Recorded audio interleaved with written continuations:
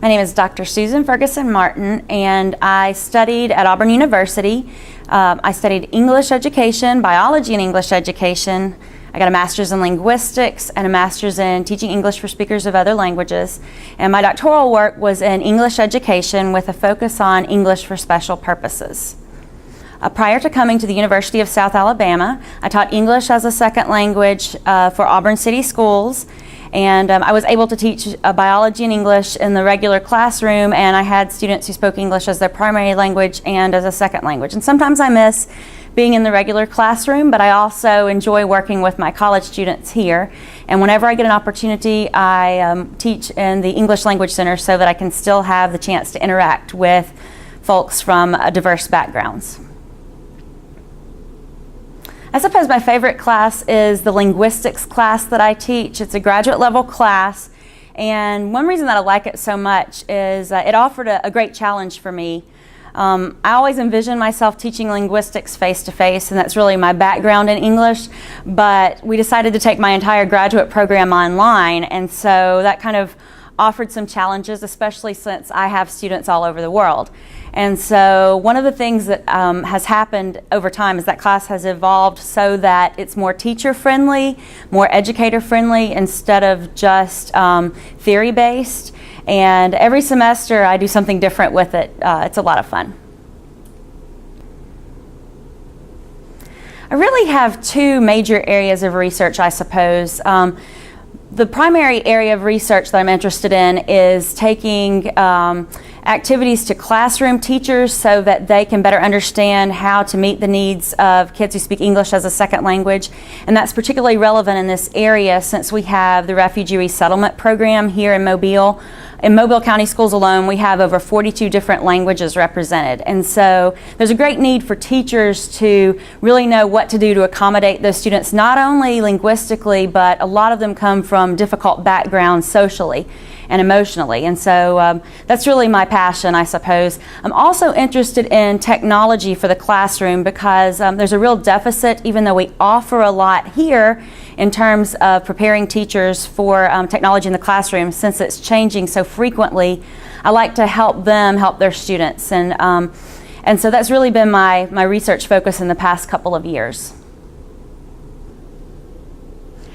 Actually, because we have been able to offer the English for Speakers of Other Language graduate program fully online, we now have students in 4 different countries, including the United States, and in 12 different states, including Alabama.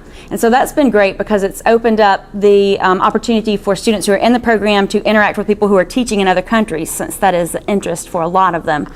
One thing that we've also been able to do is streamline the number of hours needed to complete a graduate degree in those programs so that students can get into the classroom more quickly and so that they have more field-based experiences so they're interacting sooner with kids who speak English as a second language. We do that not only for our ESL program but for our other graduate programs and teacher education as well now. Most of those classes are offered online, but the ESL program is the only one that's fully online. And it's really open for anyone who is interested in teaching English as a second language. Your background doesn't have to be education because we have an alternative route to being able to get that master's degree. And often the folks who take that alternate route, it's stemmed from service in the military or having contact with speakers of other languages in the past. And that's really the thing that has inspired people to teach English as a second language, and we really need people like that. So it's been great, the path that our program has been able to take. Probably my strongest graduate students are not those who had it easy as an undergrad, but those who really realized what it would take to make the grade and to do what they wanted to do in the future, and so they're willing to work for it as a graduate student. Sometimes that means that they have been in the workforce already. Sometimes that means that they've had experience doing something else and they've decided that through interaction with children or through interaction with other adults that they want to enter the field of education.